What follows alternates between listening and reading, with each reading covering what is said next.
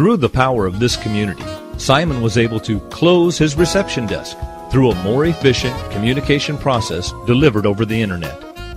Simon built one of the world's first online social networking sites for this community, 5 years before Facebook or MySpace existed. Sleeping with the Enemy grew to 450 occupants, each expected to schedule their activities around the business's schedule in an industry where the norm was for the business to cater to the schedules of the 450 individuals. Simon turned the process of selling vacancies into a series of events, each event going through a standard hype cycle. They would drive buses filled with prospects to view their accommodation at the peak of the weekly hype curve. By channeling all prospects into a single 2-hour window dedicated to weekly sales, they created a natural sense of scarcity behind each vacancy. The weekly hype cycle extended into other events like weekend parties, sporting competitions, and Sunday roasts for housemates.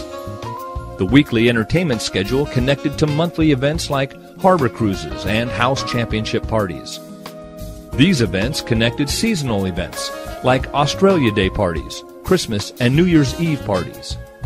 All this activity was held together by one never-ending conversation taking place on their members-only social networking site.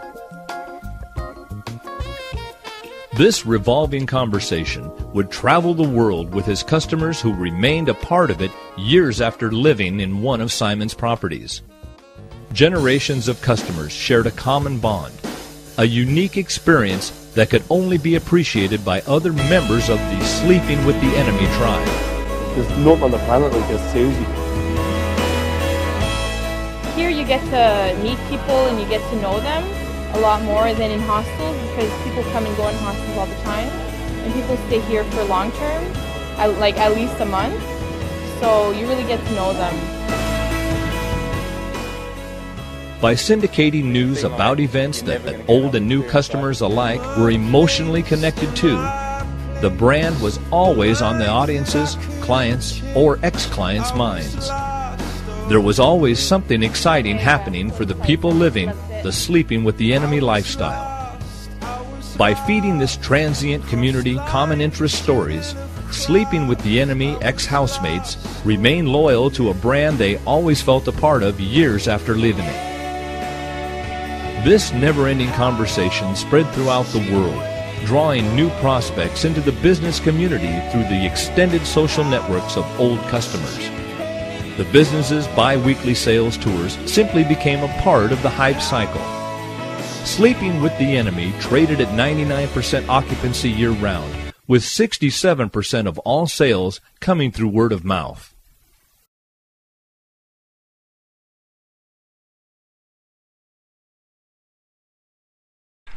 So there are a lot of features to the web these days which bewilder most people. There's a good reason why 95% of those people who start out fail.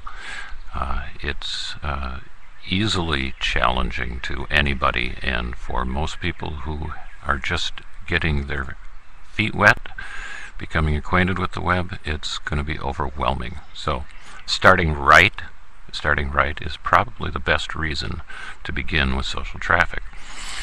I thought, okay, let's there's Twitter, Facebook, all these things, these social media instruments.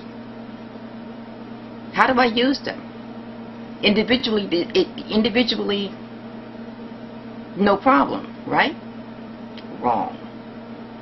Because they can't be used most efficiently individually. They have to be used in a way that makes a symphony that you want the world to know about. Well, how do you get the word out? You can do it through social media. Easy. Well, not easy, because you have to know what you're doing. You have to know when, what, why, how,